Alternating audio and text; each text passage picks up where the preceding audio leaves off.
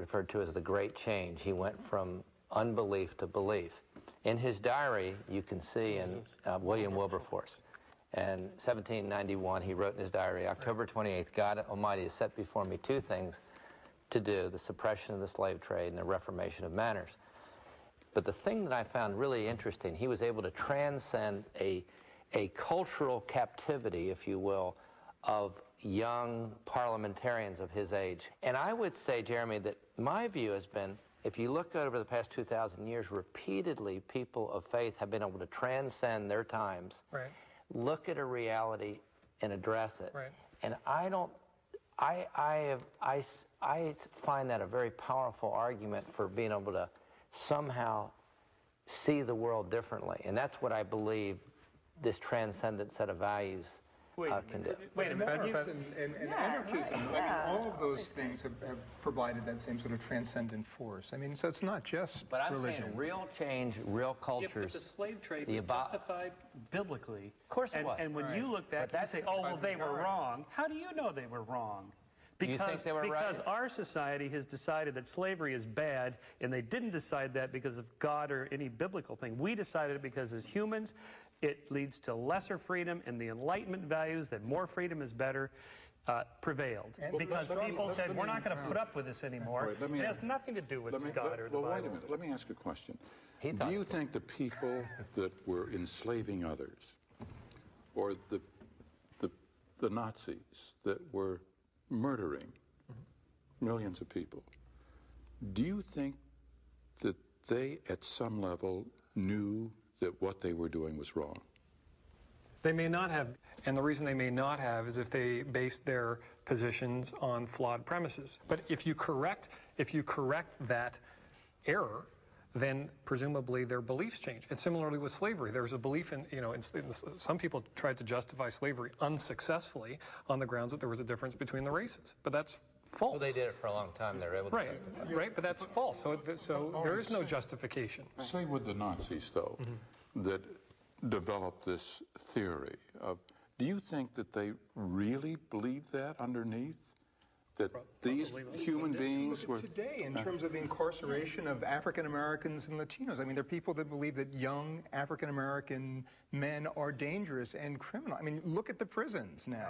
And that's just false. Yeah. Right, and it's false. And people believe it. So, but obviously, if you see what's, who's in the prison, obviously there's something horribly wrong with the society. And many of these people that are putting people in prison and writing the laws are quite religious. So, yeah, but I'm not saying whether they're religious or not. I'm asking whether or not, at some level, they know that what they're doing is unjust and wrong. Well, why is that relevant as a question? Why is it relevant? Yeah.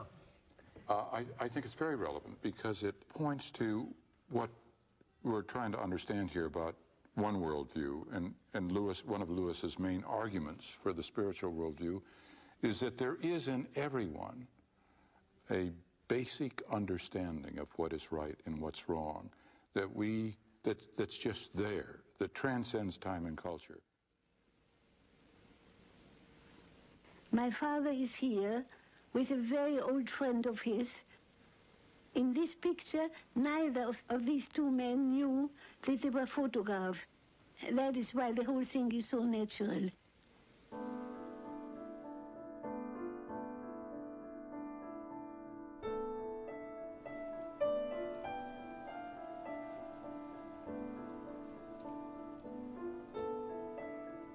The 1930s would be the last decade of Freud's life. He already had cancer of the mouth, and he knew it would kill him. My father and mother. Freud's daughter, Anna, looks back at the family home movies. This was at the time when we couldn't leave Vienna anymore in the summers because of my father's illness. And so we took a house in the suburbs, and my father enjoyed the flowers so very much. He's an old man. He's extremely sick. He's had cancer for decades, and they've been cutting on him for decades. And he's got this huge implement in his mouth that's covering the opening in his palate so the food that he eats doesn't come out of his nose. I mean, he's in terrible pain all the time.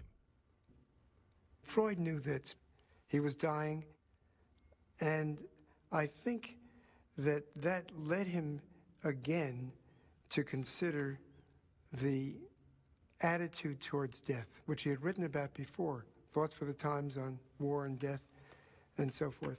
And of course, concern with death, disappearances, run right through Freud's writings from the very beginning to the very end. He would even say to Ernest Jones, "Goodbye, Jones, you'll never see me again." So it was a preoccupation that he had. He was superstitious about the date of his death for years through his life. And I think that as death approached and became a reality, he again tried to understand what is the meaning of death. And of course, one of the wishes that's involved is a wish for immortality, a wish to not die, along with a wish to be relieved of the suffering, a wish to die. So I think that absolutely preoccupied him. It is the day of my parents' golden wedding. And now you will see a whole string of visitors, people from the country, a little girl.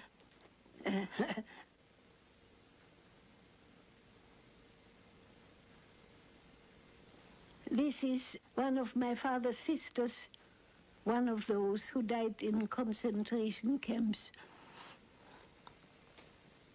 Meet Sie, Freud. Hitler had been elected chancellor in Germany.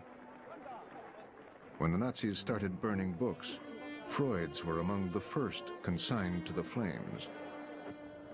Gegen seelenzersetzende Überschätzung des Triebslebens. Für den Art der menschlichen Seele. Ich übergebe dem Feuer die Schriften der Schule Sigmund Freud.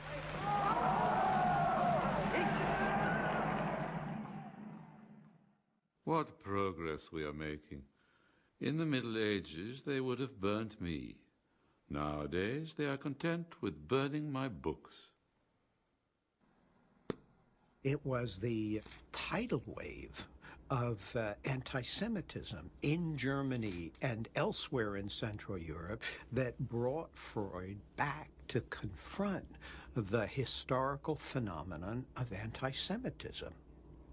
Why was it such a continuous and pervasive poison in the history of the West? In the summer of 1934, Freud began to work on the last book he would write, Moses and Monotheism. In it, he would turn his attention once again to religion, this time the Jewish faith. Freud has a long affair with Moses. Long before his last book. He went to Rome. He spent days sitting in front of Michelangelo's Moses to study it. That this is not Moses in anger, but Moses in trying to restrain his anger. Here was Freud arguing that much of what we identify as Israelite religion in the Torah actually is of Egyptian origin. Moses was not Jewish, but a prominent Egyptian who led the Jews into freedom, and he gave them monotheism. In other words, it was not God the Father who chose the Jews, but Moses the man. Moses leads the Jews out of Egypt into the desert. But then Freud departs from the Bible. He gave himself a very interesting freedom. He says this is not a scientific study. It is a novella, a short story. I will try on some of my ideas and play with it.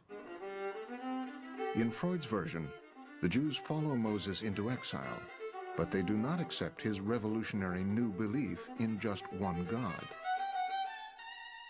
They revolted and threw off the burden of a religion that had been forced on them. They took their destiny into their own hands and did away with their tyrant. They assassinated Moses. Moses' ultimate triumph is assured by the manner of his death. The people of Israel are